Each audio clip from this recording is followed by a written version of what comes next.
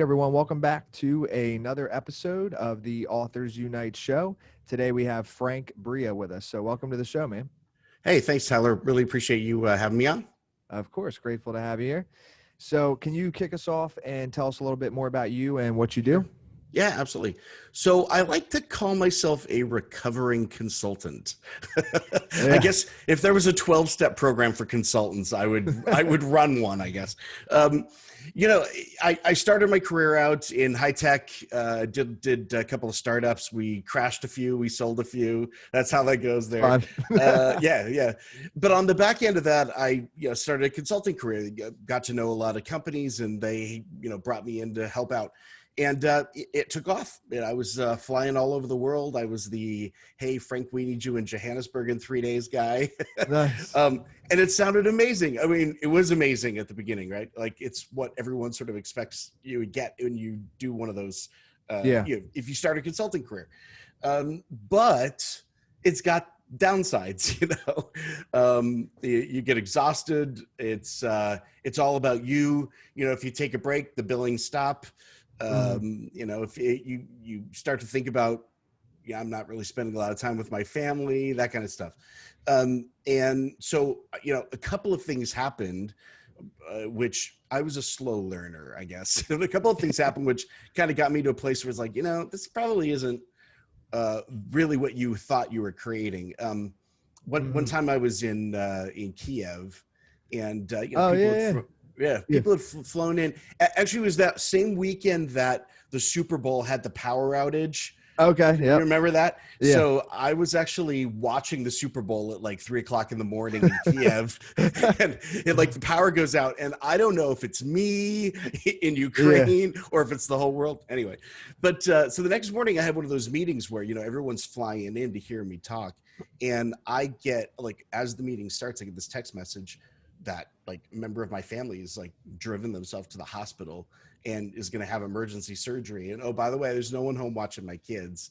They were older, they're not totally by themselves, but they had to get to school and feed themselves. And it clearly was going to go on for a couple of days. And so, I had to do the unthinkable, the thing you would never expect to do is you stand up in a meeting and you go, I'm sorry, everybody. I have to leave. I have to get to the airport right now. Cancel the meeting, So as you'd imagine, there's not a direct flight from Kiev to Phoenix.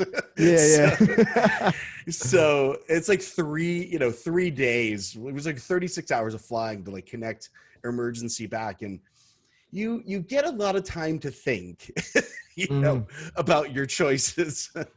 I just realized that I had created for myself a job this. And the worst job ever, with no vacation days and this wasn't a business. And if I were to get sick or injured or whatever, it was gone.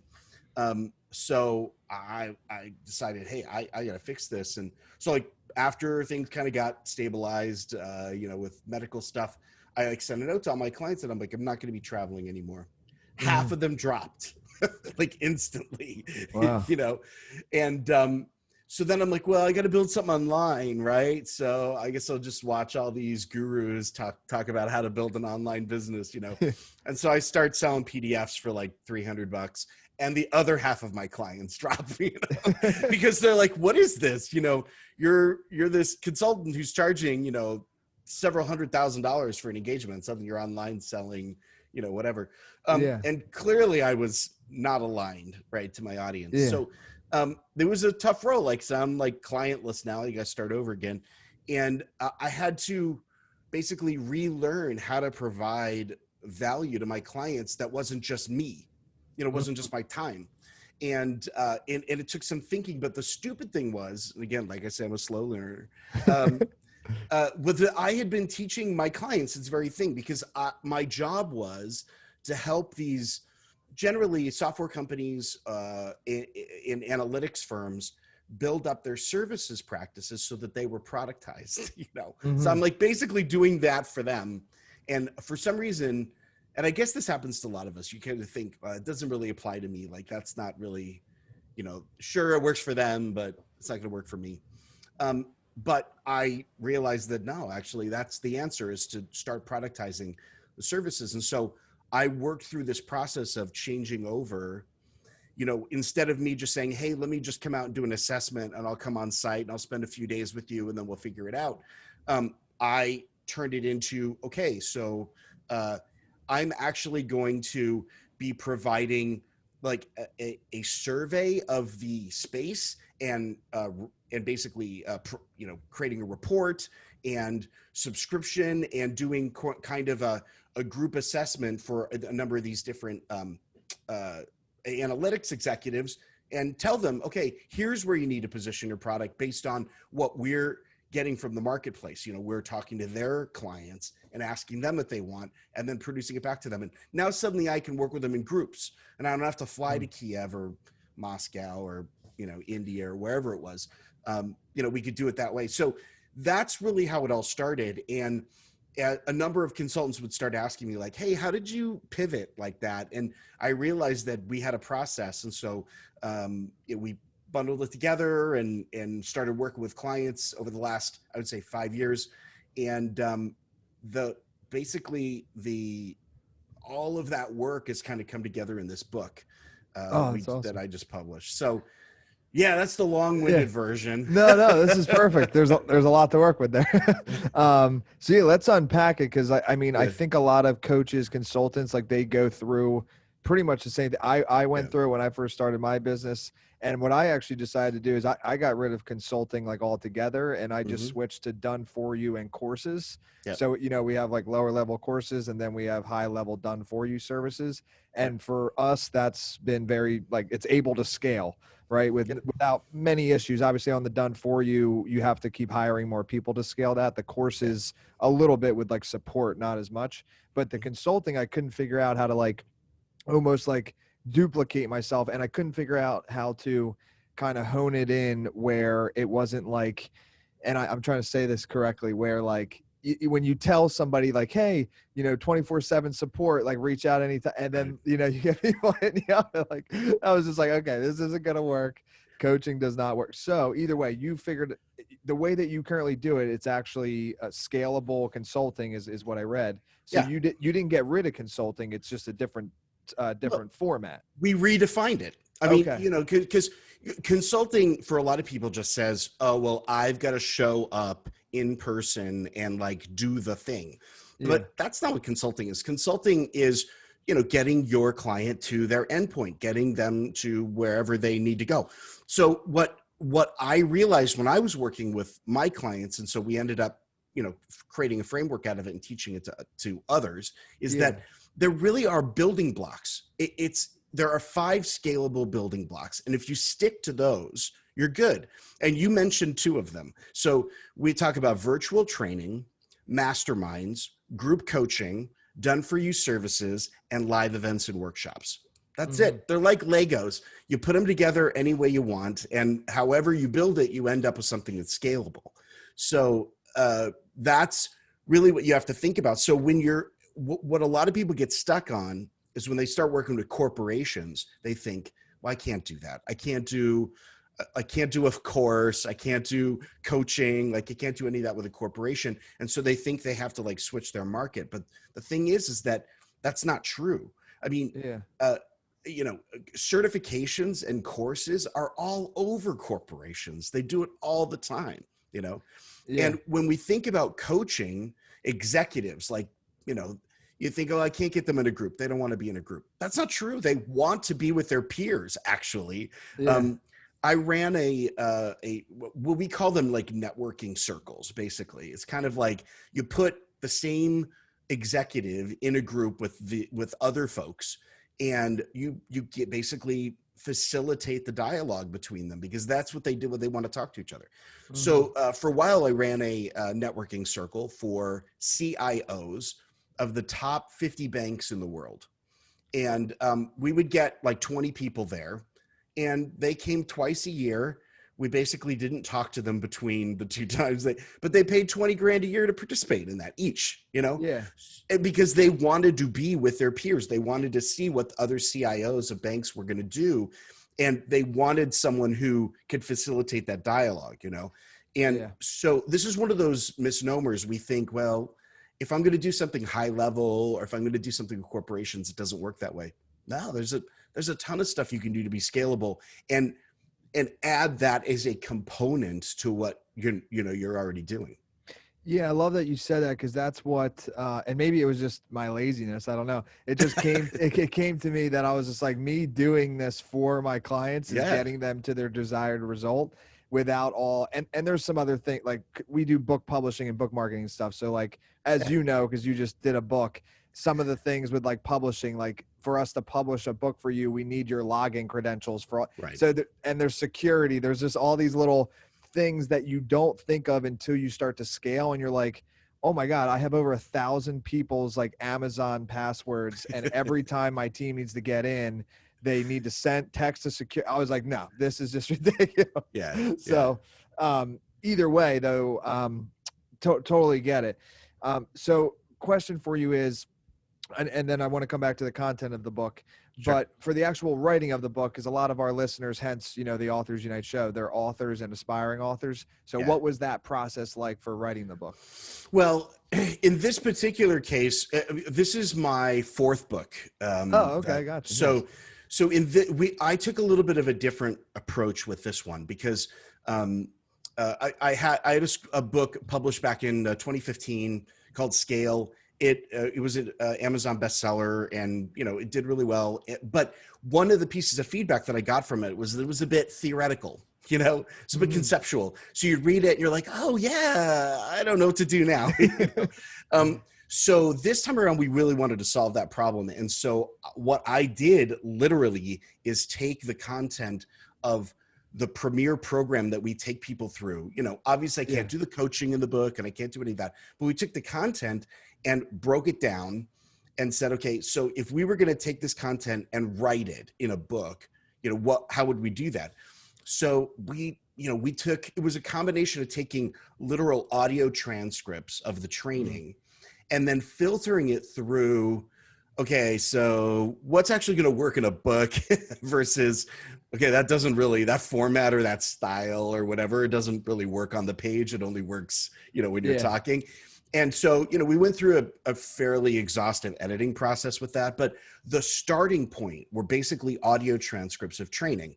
And then we added, what we needed to, because when we went through the editing process, we're like, okay, well, we're missing a gap there. And, we didn't really tie that together very well. So, I wrote some additional sections for that, but, we started with something really tactical. Yeah. And one thing I wanted to mention to you, because I'm just such a simplistic guy. I love the names of all your things. So you have like your show is the 6 to 7 figure show, and then your program is high ticket program. Your book is I don't know. It's just a thing I have. I just love when something just tells me exactly what it is, because I feel like a lot of companies, they get so wrapped up in this complex name or something, and it's just look, if you are at 6 figures and you want to get to 7, listen to this show. That's all I need to know. Well, and a lot of that again is that's a sign of skinned knees. You know what I mean? It's mistakes made, because for a long time I was and I think a lot of people, when they are entrepreneurs, are like this. Well, I don't want to scare anyone away. Maybe you're a beginner, but that's cool. Let's talk.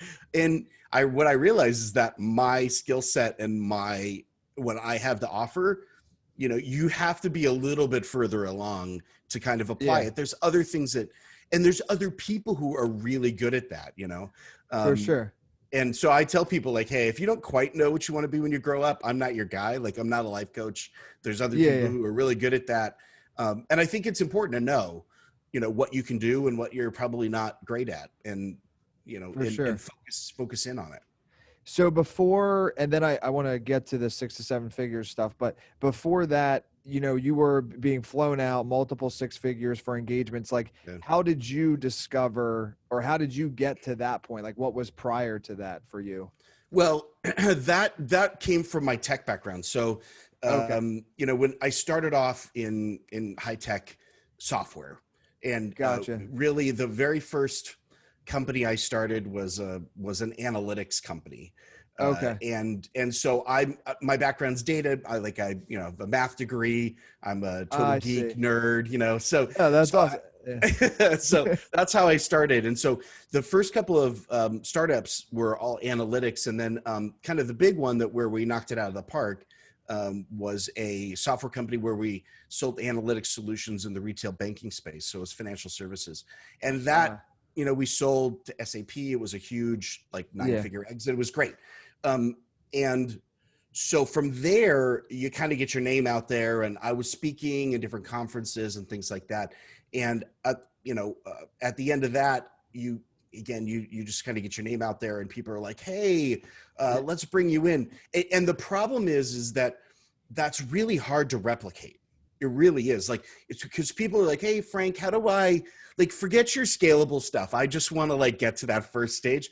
It's really hard. I don't have a lot of really good things to offer around that. It's hard to replicate, which is why it's not my ideal starting point. Like, I don't think I would, if I were my own coach and went back to, coach myself, I don't know that I would tell myself to go do that as a way to get started. It's kind of like dumb luck, Yeah, so if you're okay with it, I'd love to dive, because that's a big exit. And like most people, never get to the, and even, I forget all the percentages, but even 7 figures, a lot of people don't get to. So a 9-figure exit, like, what was that like? I'm more asking, like, just as an experience. And then also, was it a little bit of luck involved, do you think? Or like, how did it? It's all, I mean, at that level, it's always luck. I'll tell you kind of that's cool. some of the things that were behind it. So first of all, how do I say it? Like, there's this old joke that says, like, how do you make love to a 500-pound gorilla? And the answer is, however the gorilla wants.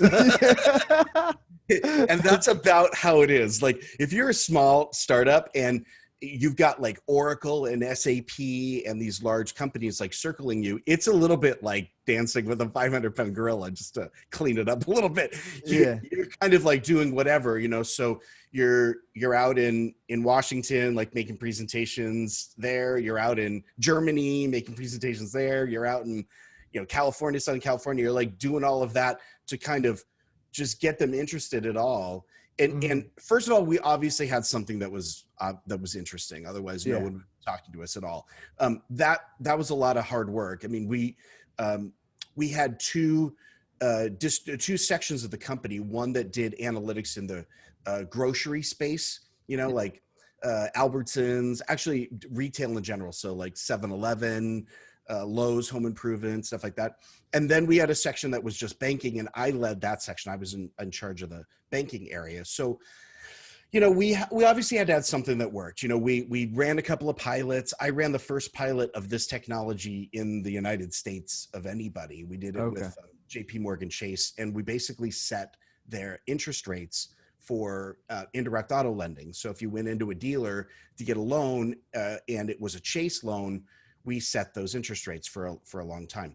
And it's a complex problem. It doesn't seem like it would be a complicated problem, but there's like 9,000 different interest rates, and they all have different rules associated with them, and they all have to align. And what we are trying to do is make it so that, if the interest rate's too high, then the bank's really profitable, but no one wants the loan, right? But if the interest rate's too low, everyone wants the loan, but the bank doesn't make any money. So you got to find that sweet spot in the middle where you are making money, but enough people want it that you kind of get this maximum, like this top of the hill.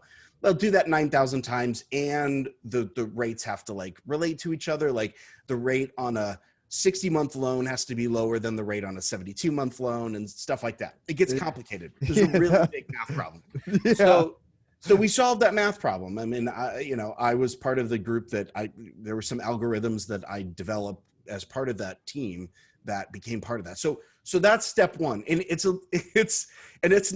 not a helpful step one. There's this old Saturday Night Live sketch. Like, I don't know. It looked a long time ago. I'm dating myself, like Steve Martin, right? So like there's the sketch where he's like, how to become a millionaire and pay no taxes, right? So he's like, Hi, I'm going to teach you how to become a millionaire, pay no taxes. Step 1, get $1 million.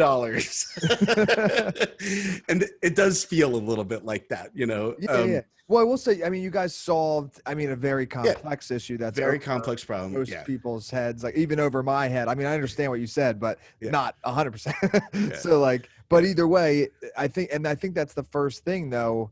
And you know, like you said, maybe you're not the best person for that part of the equation, but like that the first thing is, you know, finding a problem and solving it kind of for yourself or for a few others, and then realizing like all these other people have this problem. And then scaling it to that level. Exactly, right. And then the second half was dumb luck. It was really good timing. The last 2 bidders were Oracle and SAP, and SAP had lost the last 3 bids to Oracle. And so they were not going to lose this one. So they came in with a very, very high number that no one was going to beat. And we took it. And so that was dumb luck. Like, you know, you're not going to get. And what was was there like a huge, like, was there like a party or something after? Like, what was that like? Multiple bottles of champagne for lots of people. Well, I mean, you know, we had a good team. We had a really good team, and a lot of people were working hard on it for a long time. And you know, it's when you get an exit like that, it's a huge. How many years was it that was you guys were working on it? So let's see, we sold in 2006. They started in, I want to say 2001 or 2002. I joined the team just shortly after that. So I wasn't one of the first people on the team. Gotcha. But 5 years, that's incredible, dude. Oh my gosh. Again, lucky timing. I mean, I don't think today, even with the exact same set of circumstances, I don't think we could have pulled it off in 5 years. The VC market is a lot more cynical today than they were back then. You know, we this is pre financial crash. This is pre COVID, you know. Now the market is trickier. That's definitely trickier. Well, no, I've come to realize like timing is like so important, like more, it's almost like sometimes more important than the actual service or product, like the timing of it. And that's why to lead in now, like I think there's such a hunger for people to become consultants, freelancers, whatever you want to call it, especially with everything that's going on in the world now. Everybody's kind of working from home, that we're working in like in big offices. So I think a lot of people are starting to think like maybe I could start my own, like, you know, side hustle, and then that could grow into my main thing. So first question to lead it off is, what are some of the most common mistakes that you've seen from people that are at 6 figures trying to get to 7 and they can't reach that mark? Yeah. So the first thing is, usually the problem is you're selling the wrong thing.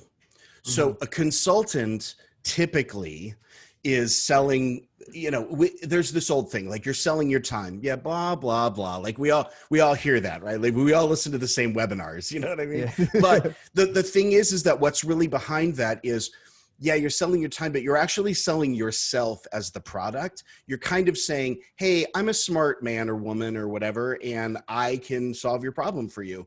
And that's usually how most people get into consulting. And the thing is that if you have a good network, it works the first few times, right? So, you know, the people who know you, they're like, yeah, Tyler is a smart guy. Like, we're going to totally hire him. Like, he'll solve this problem like that.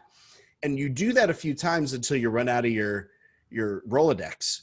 And so then you think, well, I've just done all this great stuff and I've got these great stories about all these things that I've done. Now it's time for me to go to the cold market and start pitching the same thing. The problem is that they're not interested in that story. The story of you're a smart person and can solve these problems. They hear that all the time. They're not interested in it at all. And so the big mistake is you as a consultant have to sell the outcome that your client wants, not some process. So again, it's like, well, I've developed this amazing 3-step thing, which, you know, no one cares. Like it's like you don't have a secret sauce. We all know it's just ketchup and mayonnaise mixed together. You know what I mean? Like it's nothing special unless you start talking in the language of your client and what they actually want. That's what you have to do. So like in your case, right? Like people want published book. Great. Published book. Like if you went out and tried to sell, oh, we've got it all down so that it's this efficient, like, 93 step, no one cares, right? Like they want the book. The same thing's true in consulting. You have to think, I have to sell the outcome. And a lot of people just don't grasp that piece. They're like, well, I'm a social media consultant. Yeah. Well, too bad your client doesn't want social media. Like they need social media to get what they want, but the CEO's not waking up at 2:00 in the morning and going, if my Twitter feed were just better, like that's not 100%. What they're thinking. Right. Yeah. I think that's one of the biggest social media consultants, a prime example of that, because you see a lot of, at least I see this on Instagram and stuff. A lot of people will be like, I'll help you grow your following. And for me, at least, I don't care how many followers I have. What I care about is the type of followers I have, right, and the engagement and like who they are. And from a business standpoint, if they are actually qualified to work with us, because, so if I have 1 million followers, but they're all like 10-year-olds, that means, you know what I mean? Like, I don't know, maybe that's cool. Or bots. Yeah. That's the thing. Exactly. I see that too on Instagram. Yeah. Like, in fact, just this morning I was scrolling through and I saw someone go, hey, everyone's asking me, how'd you get 2 million followers? And I'm like, no, actually we don't really care how you got 2 million followers. we kind of probably know how you got 2 million followers and we don't want to do that. Yeah. Sure. One of my clients, his offering is $250,000. He doesn't need 2 million followers. You know what I mean? Yeah. He needs 4 followers. A couple of really good. Yeah. And he's never going to get 2 million because there aren't going to be 2 million people who are in the market for a $250,000 offer. So it's exactly as you said. There's this disconnect between vanity metrics, and what actually people want. And the problem is that I, as the consultant, as the service provider, I have to give the client what they really desperately want in the end, which in the case of social media is more money. I'm sorry, I hate to, distill it down, but that's kind of it. No, that's what it is. Yeah, I agree. So I'm curious, so with your process, or when you're teaching people this, are you helping them build out their whole, a funnel and stuff, like leads come in, go through a sales funnel, book a call? Is that part of it? Is that... Yes and no. So one of the things that I find is that consultants tend to build funnels too quickly. Okay. I think that funnels and marketing automation are great, but there's a place for that in your business, and it's probably not at the beginning. So if you're just launching a new consulting offering, which most of our clients do, because again, they come to us and they go, hey, I can book clients, but it's my time. So I got to come up with basically a product, right? So we call it a program because that's kind of the mix between product and service, right? It's something in the middle. So you got to do something new. And so we talk about, hey, validation. You just go talk to people. You don't need a big funnel for that. If you want to use calendar automation, great. But frankly, I want you to talk to 7 people. So how much automation do you really need to talk to 7 people, and if you're pricing it appropriately and you're putting one new client in a week at, I don't know, 15 grand or something like that, this is amazing income. And you don't need a lot of automation for that. Now, later on, when you've maxed that piece out, and I don't mean you've maxed your time out, I mean, you maxed the marketplace out and you have to expand what you do, then of course you're going to offer something less expensive. I mean, we do. We've grown to the point now where not everybody can get into our premium program or wants to. And so we have something that's less expensive for them to start with. And then, yes, absolutely, you've got a funnel. So by the end of us working with them, where they're getting kind of 1 new client in a month, we help them put what we call a mini funnel together, And so, yes, it's, hey, give them some kind of video content that lets them know what it is you are and who and all that good stuff, and let them book a call with you. And that's kind of it, lead magnet, little video, book a call. It doesn't have to be complicated, For sure. No, I love that. And I love too what you said there with validating, because I think a lot of people think there's this huge potential risk. And in the beginning, there doesn't really need to be. Like you said, if you have an idea to solve a problem, you don't even have to put any money into the service, product, or anything. You can just go talk to people.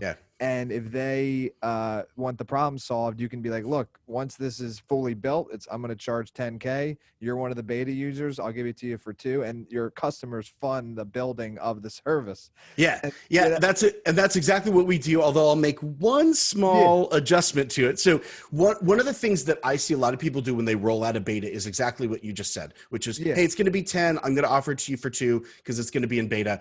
Because you're doing a productized service, the way that I like to position it is to say, hey, listen, when this thing rolls out, it's going to be a very scalable, automated model.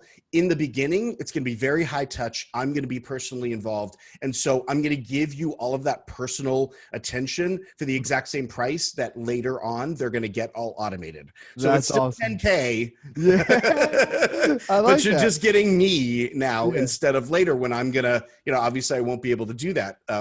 So yeah, I like that better. I'm not trying to be a jerk, but that's the one little thing. No. I do see people, we reduce price really fast. Like it's something we just, I like that way better.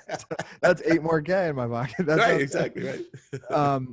So I wanted to ask this. So for the offering, how do you coach your people? Is it just on the outcome, or do you describe it all, what's included? How does that come to be? That's a really good question. So and the tricky part is that the answer to that question depends on kind of where your prospect is in the process. I view marketing as a process. All leads are not equal. Okay. People are going to be at different stages of engagement with you. And so at the very early stage, when you haven't sort of earned the right for a lot of attention, you have to be very snappy. I do this for this, kind of like you said, right? So consultants that go from 6 to 7 figures, it's kind of really obvious, right? Yeah. Well, who we work with and what we do. Once you get past that point, then you really do have to talk about outcome and get people emotionally hooked. So in the offer design stage, we start with outcome because that's the most important thing. And so we have all of our folks, and in the book, it actually walks you through this process of creating what I call a customer journey map. So you need to be able to visualize, and your prospect needs to be able to visualize what it's going to be like to work with you for the next 3 years, long term. Let's build in really long term, because we want lifetime customers. We don't want to just churn people through. It's not a good business model and it's not profitable, right? So what is the long term picture? And get them hooked on it emotionally. Hey, it's kind of standing at the base of Mount Everest and pointing to the top, and you're we're going to get there. We're going to get up there. Now, obviously we're not going to do it today, but we're going to get there eventually. And so here are the milestones that I'm going to take you through that are going to get you there. First, we're going to get in physical shape. We're going to spend the next 12 weeks, blah, blah, blah, blah, blah, blah. And by 12 months from now, we're going to get to base camp, and base camp, and then then we're going to hit the top. We're going to get there. And what that does is it gets people emotionally hooked into the outcome, but also it creates credibility for you. It establishes credibility. This isn't somebody who's just making promises hey, let's get rich online. It's no. We got milestones and there's work to do to get there. But I want you to know, I got you through this process. And only after your prospect is yeah, I'm totally in on that journey, then you've earned the right to go, okay, here's how it works. Here's the 5-step process. So you obviously have to have all of that stuff, but we tend to lead with it really early in the marketing process. Yeah, no, I love that. It makes complete sense. And health is one of the best ways to just compare, because it's if you're here and you want to get here, then the person, I guess, selling you on it would be look, we're going to get you here where you want. And and then the whole time you're working with them, whether it's months or years, that's literally all you're really visualizing. Right. And same thing with consulting. So if you're working with somebody that's at 6 to 7 figures, you're look, we're going to help you get to 7 figures. But first, we need to go here, here, and here. As long as that main target is being held, I can see how that could emotionally really – it's like a magnet. The person's always going to – okay, that's good. I like that. Yeah. So one of the last questions I want to ask you here is for for the interviews that you've done on your show and with your clients, I'm sure some of them for personal reasons, you might not be able to name names in some cases, but can you share a few stories of like, Sure. people that were struggling at that 6-figure mark and then you help them get to the 7? Yeah, absolutely. So there's a couple. So let me pick one that I think is a lot of fun, actually. So, yeah. So Kate Schiffy-Gray is a entrepreneur in Australia. And when I started working with her, she had a really good practice in doing basically, for lack of a better term, kind of like journeys, microdosing journeys with entrepreneurs. She'd do a retreat and they would, she'd work with these folks and kind of enlighten them, open their mind. And it's great. Like, who doesn't want to buy going to a retreat, right?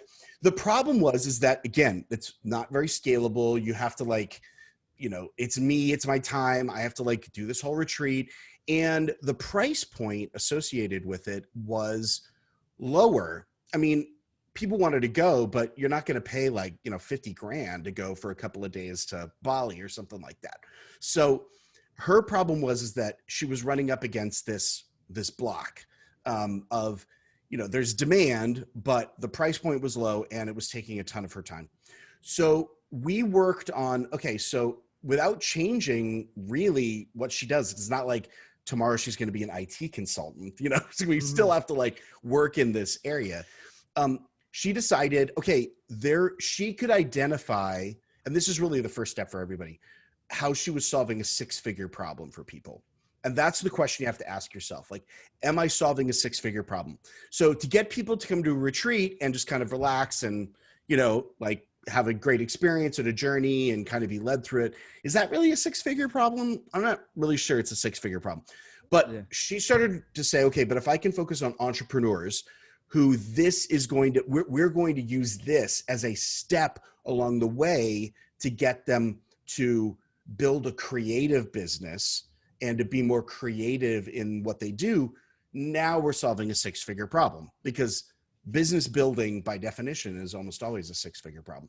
So she started to focus very specifically on that group of people and that particular problem. And one of the things I like about Kate is that she's got this huge visionary mind. And so she said to me, for some reason, and I'm not smart enough to know why, but 11 is a really special number. And so for her, 11 was the big deal. And she said, I'm going to charge $11,000 and I'm going to sign up 11 people and we're going to work for 11 months. And I'm like, 11 weeks. Sorry, 11 weeks, $11,000. 11. I'm like, great. I'm pull the slot machine. It comes up 11. So I don't know. But so that she turned around with this new perspective and this new way of outlining what she was doing. So instead of selling this fuzzy emotional retreat where it's it's cool, she was like, no, this is for serious entrepreneurs who believe that this is the step they need to take, right? So some psychographic targeting there, that are going to become really creative at it. She did it seriously in 60 days, I think 45 to 60 days. She had 11 people at $11,000 for an 11-week program. It's $121,000 in 2 months. Then she could take that cash. And this is the important thing that we teach everybody. It's don't buy stuff you can't afford, earn the money and then invest in it later. Right. So she took that cash and she was able to invest it in a bunch of other stuff. And she was $2 million in revenue annually. Last time I checked in with her was a couple of months ago, because she's now, soaring and doing great. So that's an example of where you take something soft, because again, a lot of consultants are like, yeah, my stuff's kind of soft skills, whatever. No, she really focused it in tightly, found the audience, found a match, and hey, again, I'm not smart enough for this, but she visualized it, she had it in her head about how she was going to do it and made it happen. That's transformational, man. Well, and I think the biggest, I'm sure there was a lot of parts to it, but the biggest thing was the outcome was different. Because the outcome from the first one was kind of I guess you'll leave the retreat with more of an open mind. And it wasn't an outcome. It wasn't. Or it wasn't. Yeah. And this happens to a lot of people who run retreats, because for them, they say, oh, you're going to have an amazing experience. So they sell the experience. But again, the experience is not an outcome. That's not an outcome. The biggest problem that most of most people in the personal development space have is that they actually have not identified the outcome, or they're saying it in a way that is not going to resonate. And so I like to say clarity is not an outcome. I can't tell you how many times I've talked to personal transformation coaches and consultants, and I say, what's the outcome you provide? When my client is done working with me, they will have clarity into, and I'm immediately like, stop. And the buzzer goes off. It's like, gong show or whatever. No, the moment you say clarity, understanding, these things are not outcomes. Clarity isn't a stopping point. It's a stepping stone. Your client takes clarity and does something with it. And if you're not there to help them do something with that clarity, then you're not really of value. You're not as valuable as you think you are. How clear do you think like an outcome has to be for it to resonate? Like, does it have to be like specific of like from 6 to 7 figures, or could it be a little bit more vague of like, from hustling consultant to freedom, or, it's like how clear does it have to be? Well, so it has to be clear, but it doesn't have to be numeric, I guess. Okay. So for example, there's a couple of steps to this. First, you have to understand why people buy anything at all, right? There's really only 4 things people care about. They want to make money, save money, stay out of jail, or have a better life. That's kind of it. Like those are the 4 things. And so you've got to align into one of those. And honestly, your audience is only buying you for one of them. I know a lot of people are like, no, wait a minute. I help people make money and have a better life. No, you don't. You're kind of one or the other. And the thing is that if you think about it, like let's say I was a business coach and I said, I want you to make more money, and I'm going to help you make more money. And with it, you're going to do some amazing things with it and have a great life. Okay, that's one business. Another business, I want you to have an amazing life and do what you want to do. In order to do that, we're going to have to fund it. We're going to need to make some money. You can already tell those are 2 different businesses with 2 different client bases. They're not the same. And so we first have to focus in there. The second thing, I like to call it the courtroom test. You got to kind of imagine you standing in front of a judge with a former client testifying against you in court. Like that says, he didn't do or she didn't do what she said she was going to do. Okay, like if you have a clear outcome, you'd be able to go through it with the judge and go, nope, we said we're going to do this. We said we're going to do this. We did it. We did it. We did it. If you went in there and said, well, she invested in us to create clarity around her. You see what I'm going? Like, the judge is going to laugh you out of court. So you do have to create some specificity, but it doesn't have to be numeric. I'll give you an example. So one of my clients, she started off as a work-life balance coach. Okay. That's what she worked with female executives, senior executives who wanted to get some work-life balance. Right. So the problem is that like everyone kind of understands this concept of work-life balance, but what's the value proposition of that? Like, what do you get in work-life balance? Like, are you just like working harder? Like, I don't know. Right. Yeah. So instead we worked together to figure out, okay, what's her definition? And she said, I think the definition of work-life balance is that you are able to do something for yourself or achieve some big goal that you never were going to be able to before because everything else was getting in your way. Great. That's an outcome. So this is what she did. Instead of talking about work-life balance, she got these women together in a lunch, like at a hotel or whatever. She'd give them lunch. She'd spend the entire lunchtime talking about visualize this goal for yourself, like this amazing goal. And she'd get them to write it down and they'd stand up and they'd like read it out to everybody and everybody applauding and like getting all excited about this goal. Right.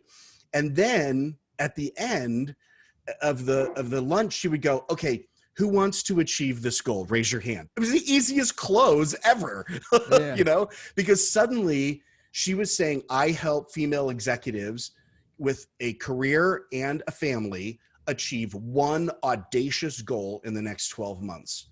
And by the way, if it's reorganizing your pantry, I'm not your lady. It was very, very specific. So not numeric, right? It's not numeric at all, but it was very clear about and it made her sales process so much easier. Oh yeah. I'm sure. That's awesome. Well, look, man, I appreciate you coming on. If there's any, I want to, the floor is yours. If there's anything else you'd like to share, and then also, the show, website, book, where people can, stay connected with you. Yeah. I mean, the book's at scalableconsultingbook.com. And so you can get a digital download there. The show is the 6 to 7 figure show. We're on YouTube and iTunes and all the good stuff. If you go to 6to7.com, you'll find us there. That's a good domain. Nice domain. Yeah. Again, dumb luck. Like that's good domain. So that's probably the best place. I'm on social media at frankbria.com. You can go to frankbria.com there and connect with me on social media. If you go to LinkedIn, you'll see my consulting profile still active because I'm an active consultant, right? So that's where I do my marketing there. And if you're on Facebook or Grab the Book or whatever, we can connect and wherever. So perfect, man. Thank you again. I really appreciate it. Hey, thanks so much for having me on.